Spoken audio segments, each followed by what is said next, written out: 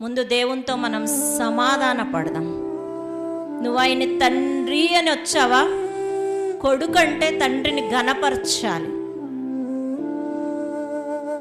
నువ్వు దాసుడని ఆయన యజమానుడని వచ్చావా?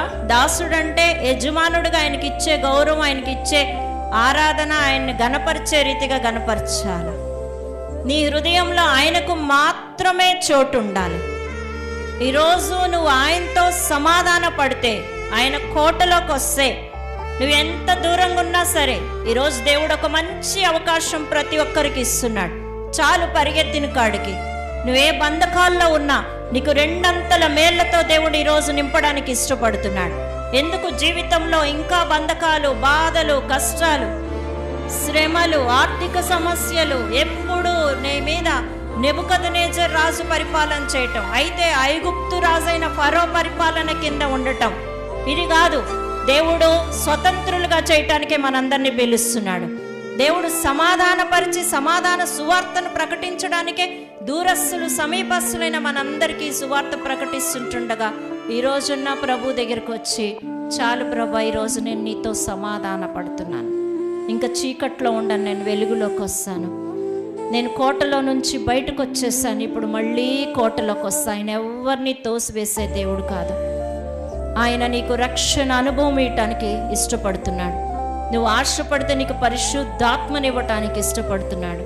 అంతేకాదు, పరిశుద్ధాత్మ పొందుకొని ఆగిపోవడం కాదు. ఏ రోజైతే నాకు అర్థమైందో రోజు ఆత్మతో నడవాలి.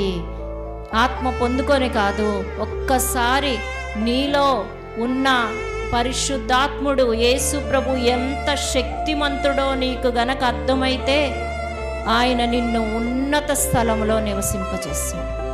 ఆయన ఎంత శక్తిమంతుడో నీకు అర్థం కాక లోకంలో ఉన్నోళ్ళంతా శక్తిమంతులు, నేనొక్కడినే పనికిరాని వాడిని, పనికిరాని దాన్ని నువ్వు అనుకుంటున్నావు.